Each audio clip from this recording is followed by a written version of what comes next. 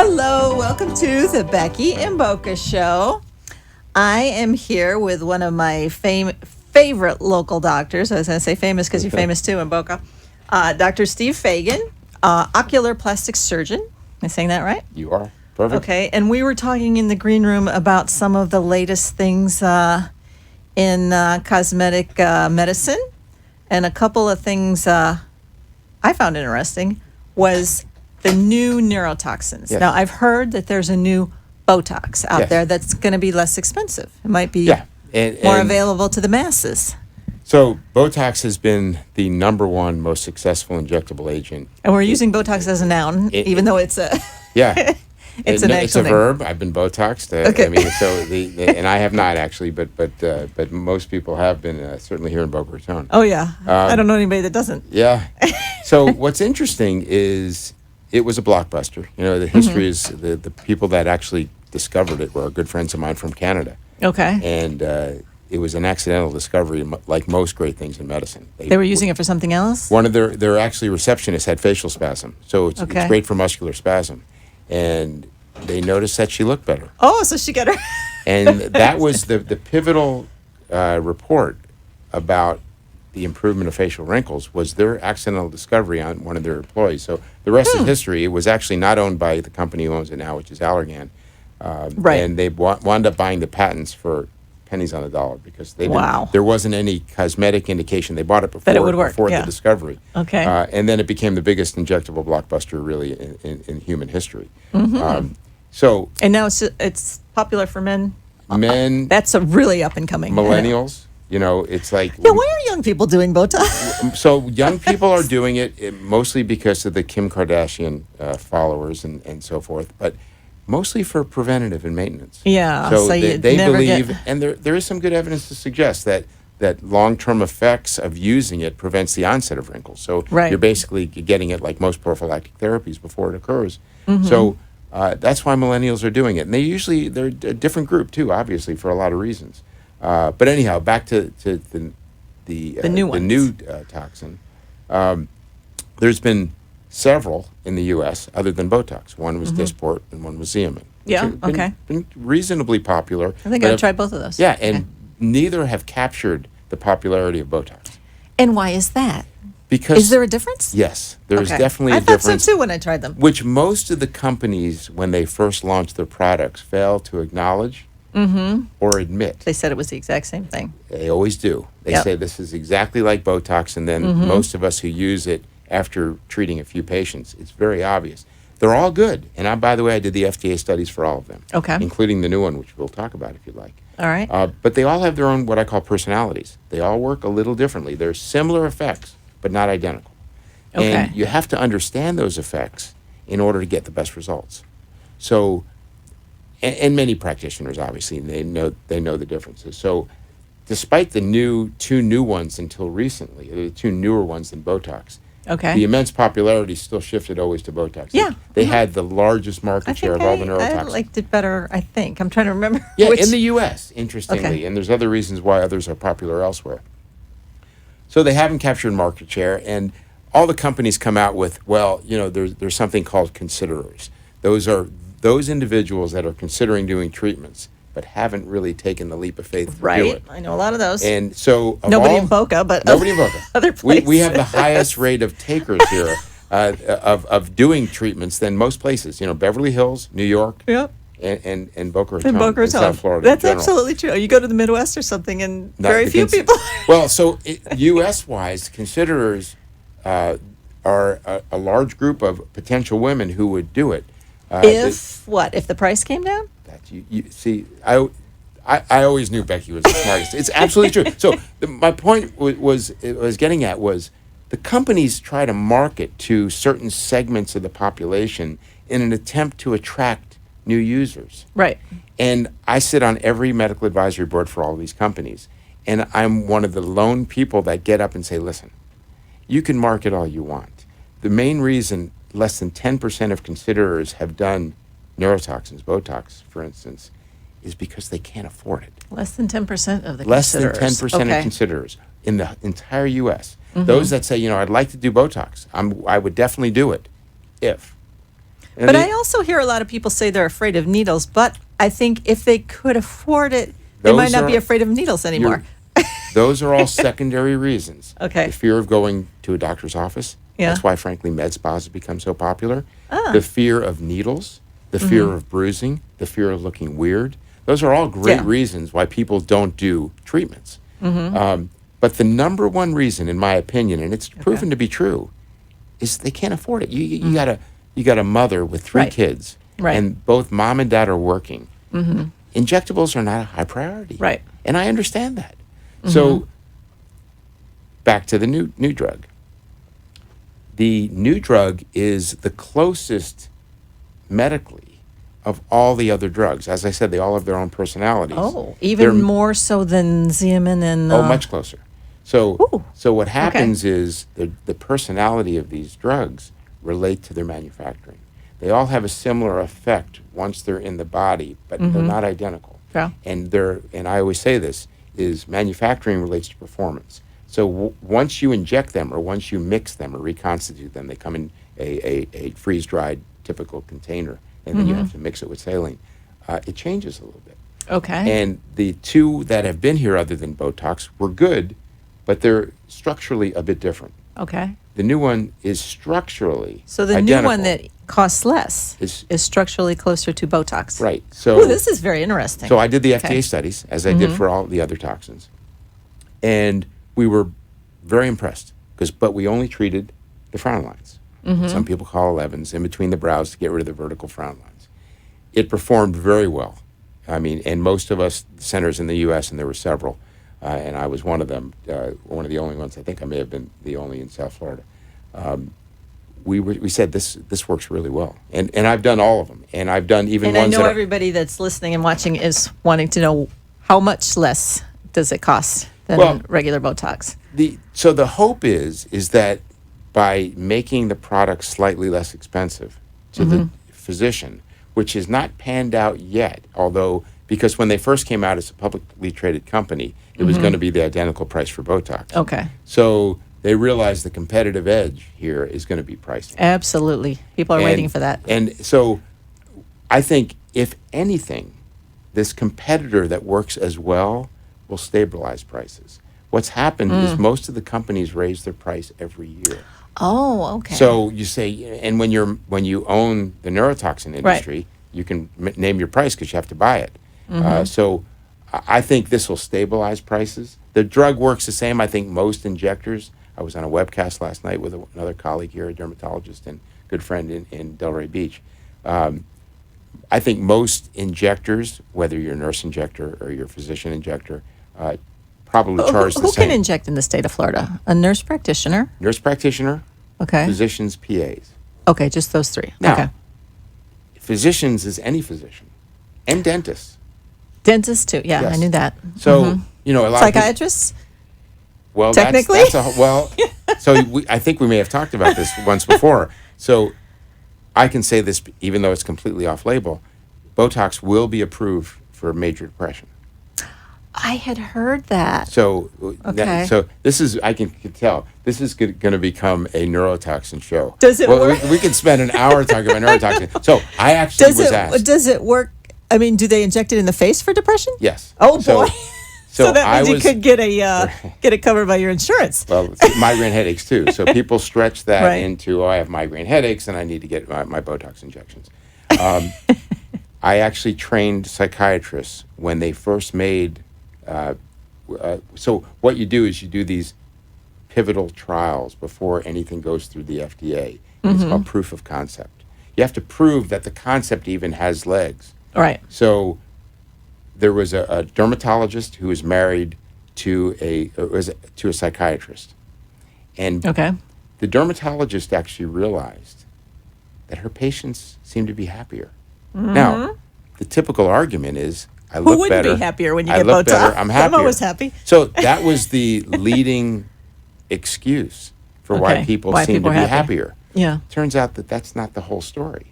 And That is very interesting. and one of the things, and you may even relate to this, I see people in my practice all the time. They say, you know what, I haven't even looked in the mirror. I know I'm ready for Botox. They just know it. I'm ready for a pick-me-up. Right. But I didn't think about it. It could be psychological as well as physical. And it is. Wow. So they did the first really proof of concept. They did it against electroconvulsive therapy, which is the oldest form of treatment for depression, which is barbaric, but the most effective. But most people don't go through ECT. What is it? Electroconvulsive therapy, Oh. where they actually shock you out of depression, rather than taking. I'd rather do Prozac Botox. or drugs or Right. or pills. So it was resoundingly a dramatic improvement over ECT. Have you noticed in your patients that they get happier? Yes, I have. After Now, Botox? just like everything in medicine, Yeah. everything doesn't affect everyone the same way. Right. And that's why, even back to neurotoxins, some patients do better with one than another. They do. No, I've They heard just that. do. Yeah. We're biologic variants. If blood pressure medication works for you, I could take the same one and it doesn't may not work. do a thing. So we know that. We know that's a real issue. So the biologic variant is something that's very real. Same thing with depression. But so they're going through the phase 2 and eventually phase 3 clinical trials for major depression. But what I find so interesting is, despite the fact it probably will be approved for major depression, I think it'll be incredibly useful for minor depression. I mean, think how many people are just Borderline. subtly depressed. They're not depressed all the time, Right. but it doesn't take them much to turn them into being not so happy. Right. If the drug works, which it seems to work, and as I said, I was asked by the pharmaceutical company that I work with, and I work with most of them, but that one that owns Botox, if I could train psychiatrists how to inject, because they haven't injected since they started practice. So Wow. you ask where you treat it? Yeah. You treat it actually in the Right where you glabella need area. it. Just where most of the studies and most of the new toxins, like this new one, Are done there. are studied. So it works. I train them. Okay. It's not very difficult. That's where they do it for depression. Depression. And for migraines? It's one of the areas for migraine. Okay. So very sophisticated neurologists treat definite trigger points all over the head and scalp and the neck. And most of the people who treat just the frown line area, patients will tell you that their headaches may not be completely gone, but they're much better. Much better. Less severe, less frequent. So it's a fascinating field. The new drug, it performed in the FDA trials, the phase 3 registration trial for the FDA that I work with, very well. Okay. And then it got FDA approved several months back. Now, I've had a few years of experience with it because the trials take a long time to get to the FDA and then approval and then to market. And so now we use it in the real world. And it works. It works very well. But it has its own personality. It definitely has. How does it differ from Botox? We're not exactly sure. I have my own theory, and I'm working on a study with a colleague of mine from Boston. I think, so everybody can relate to the fact that if you've had Botox or Dysport seems to spread a little more. What we call the field of effect is a little okay. larger. Botox was always felt to be the gold standard, which I believe in many ways it still is, because the field of effect was limited. It was very precise. I think this drug, the field of effect, is even tighter. It's Oh, even boy. more precise. Now, This that's is- great in areas like this where you Yeah. typically denervate that area, you immobilize that area, you relax those muscles completely. The forehead's a different area, because most of the time you go very light on the forehead for a lot of reasons. One, you don't want to drop the eyebrows. Right. And two, Seen that. most people don't need that much. But in people with really active foreheads, I'm finding in some of those patients, I need to do a few more injection points. Doesn't make a major difference. But I have found, again, now treating several hundred patients with the new drug, that it has its own personality that I've figured out, and you use it a little differently. Like I will use Dysport differently in patients, Right. like I will use Xeomin different in patients. And So because you it's, really have to go to an experienced doctor. well, if because you, everybody assumed, since this was the closest thing to Botox from a structural molecule, That it would behave should the be same. identical. But it's not. And I always rely on the fact, and my experience is that manufacturing dictates performance. And once they're mixed, they act sometimes very differently. Now, this one is not very different. It's the closest of all of them by far. But I think in some patients, if you treat just here, it's the same. If you treat even the crow's feet, it's about the same. So, The forehead and is it a will little be different. a little less expensive than Botox. We'll see. With time, Okay. there's always these, now when the product first gets released after an FDA approval, there's incentives to patients. So Right. now patients can get, Now's the time to get it. well, and the companies do it. Right. So the companies incentivize the patients, Right. and we'll see Once if you that try it. keeps going. Secondly, the competitors do the same thing. They go, okay, my competitor is giving incentives, we're going I to. gotta do it. That's why I believe we'll start to stabilize in the prices, Yeah. and more people will be able to do it. So become it's- available to and more there may people. be incentives going on now for a long time for most of the companies that make these products to get people to use it. To try 'em. Because they've now realized that price becomes the limiting factor for a lot of people. No, it is. I mean, if the price just dropped a little bit, I think a lot I think more more people. people, Yeah. the considerers would take it. Okay, I want to get onto these other topics because we're running out of time here. You talked about Undereye. When you were on here a couple of years ago, you talked about a new product, and I don't know what happened to that. Was it an injectable to dissolve bags under the eyes? Or Well- no, it was a cream, right? No, it's an injectable. Okay. So we talked about something that's called hyaluronidase. So Okay. so most of the fillers that people get are hyaluronic acid Right. fillers, whether it's Juvederm or Restylane or Belotero. They're hyaluronic acid fillers, which actually are long chain sugars, and very safe. And that's why people like them. But one of the main reasons people like them is they're reversible. So if you inject Yes. and you don't like the result, or God forbid you have a problem with that, you can take it inject hyaluronidase, which is the antidote, and dissolve it. Dissolves it. Okay. Now, I'm also on the international, I run an international symposium on complications related to HA, hyaluronic acid fillers. Oh, And okay. my big pet peeve is just because there's the eraser, that doesn't just allow sloppy injections. So you say, oh, if it doesn't work, we'll just get rid of fix it. Because that's a bad way to look at things. Yeah, it is. The best way to look at it is I'm not going to get a problem. I'm going to do the best injection I possibly can so I never have to use this eraser. But the eraser is available, which is great. The problem we're seeing with hyaluronic acid fillers, and boy, if you think neurotoxins have personalities, all of them Those are are all completely different. Juvederm's different than Restylane, different than Belotero, different than Voluma, different than Volura, Volbella. All of them are completely different. And you have to understand it, just like with the neurotoxins, understand the personality of that product to get the best results and avoid problems, and then take it a step further, know how to get rid of it, because they all dissolve differently with the same hyaluronidase. Some of them are very difficult to dissolve. One of the problems we started to talk about is under eye fillers, which has become an Yeah. epidemic. It's an epidemic of problems. Now, that's not to say that no one should get under eye fillers. I think there are a subset of patients that a young patient who's not ready for surgery. Right. A patient has already had too much surgery. Somebody who is just not interested in surgery.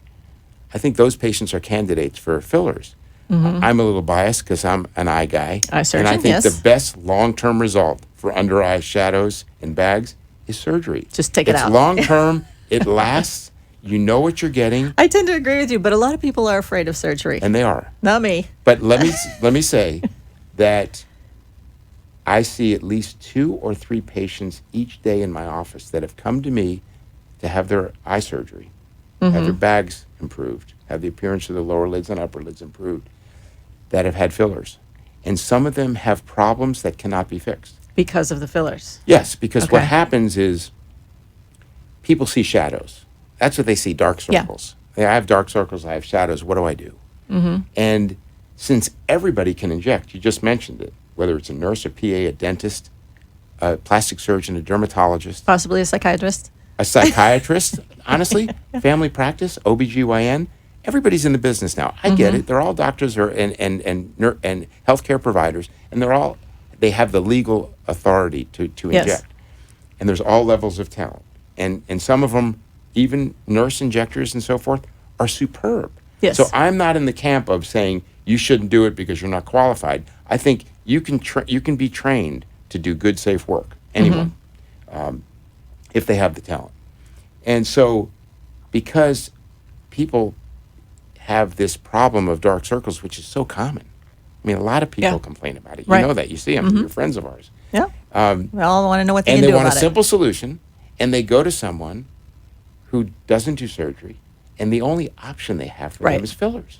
So bad filler injections are being done routinely, and then the provider doesn't even know how to handle the problems. So what happens? Does it pool up in there, or So why does the- it the- not work there, but it works in So other the areas of reason the we face? get dark circles isn't because we lack hyaluronic acid. Right. It's not like we need this substance of injectable to replenish what we've lost, and that's why we have dark circles. Dark Okay. circles are typically shadows. Yeah. And they're shadows from contours because you typically have a bag The light's typically from above, like in this room, hits the bag and creates a shadow. Because if Okay. you tilt your head back, the shadow It's almost gone. always goes Yeah. away. Okay, so you're trying to fill in that hollow? Sure, you fill the hollow, so Okay. the light now reflects off the hollow, and the dark circle gets improved.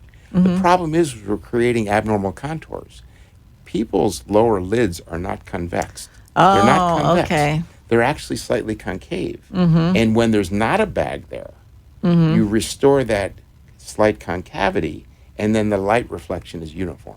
So you can create the improvement of light reflection by filling or contouring. And contouring, to me, with surgery, is the best option. Now, so everybody injects with all these different fillers, and most of these fillers, the way they work is they're hydrophilic. They bring water to the area. That's why they work so well for lips or other areas of the face. It's not the filling effect alone. It's the Oh, I didn't know that. biologic effect after the filler's there, which is, we can talk about skin quality, which is a real great topic. Yeah, we want to if get to have that few in a minute minutes. here. So We got about 7 more minutes. so everybody injects fillers, and most people, that water retention is a problem. If they have a pre-existing swollen lower lid, they're sunk. They get gonna more get worse. swollen. Okay. And then so unfortunately, sometimes you go back to the person who injected you, and the solution is put more filler in. And that's like the worst I thing can you can imagine do. where that would get. Or they come back 6 months later after they did well the first time. Second time, it doesn't work as well. And that's what I'm seeing, again, the 2 to 3 patients a day in my office. They said, the first time was actually not bad. Second time, not so good. Third time, terrible. And some of the problems, that water retention, you can't fix. So I'm not a Right. big fan of Of under putting eye filler in fillers there. because of that. Okay, let's talk about skin quality, because that was very interesting to me. We talked about that a little bit in the green room. It's You were talking about injectables to improve the quality of your Sure. skin, not just to get rid of wrinkles. right. So you can do the greatest facelift, eye lift in the world. If the skin quality is poor, that's the envelope. Right. That's all you see. You can contour shape and all these things, 5 proportions, all things to make people look more proportioned. But if the skin doesn't look good, your picture is not complete. Okay, how do we improve the skin? Well, topicals, moisturizers work, but topicals in general don't penetrate the skin. So everybody talks about collagen, which is just an overused term. Yeah. Collagen is actually not that important. People are even drinking it now.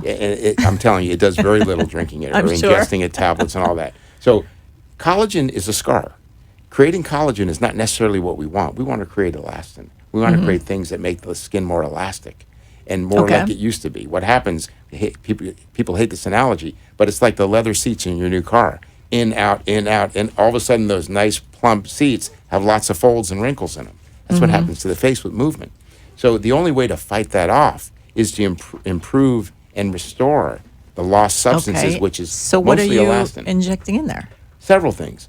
So we used to just fill everything. When you fill with fat, which is a great filler, but Yeah. it's the ideal filler. Do you do that too? No, I don't. Okay. I don't. I leave it to somebody who does many more fat injections than me. Okay. But injections of most of these fillers that we've had over the past 15 years really just plump up.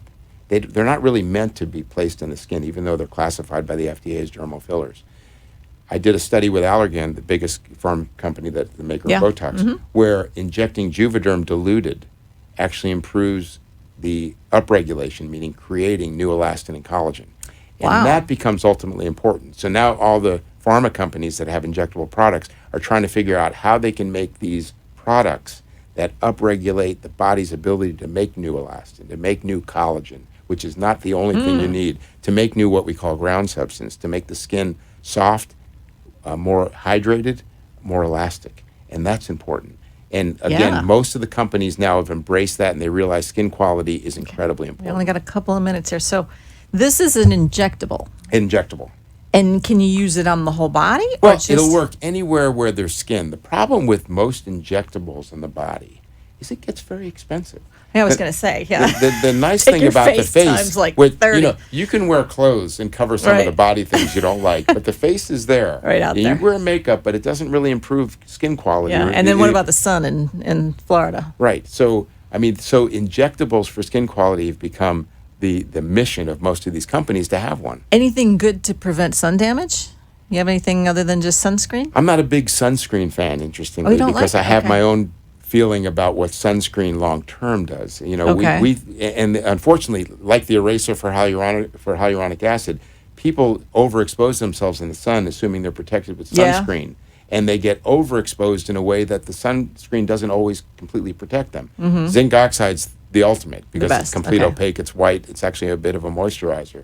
But of course, if you're going to be in the sun, sunscreen makes a lot of sense. But again, don't overexpose yourself because that Because will you defeat think, it. yeah, you're wearing the sunscreen. Okay. All right, we got to go. Well, thank you, Becky. again, Dr. Fagien. Always a It was pleasure. very interesting. Touched on a lot. We got some stuff we didn't even get to, but we'll get to it next time. I'll have you back. You bet. Okay. Thanks. Bye-bye. See you next week.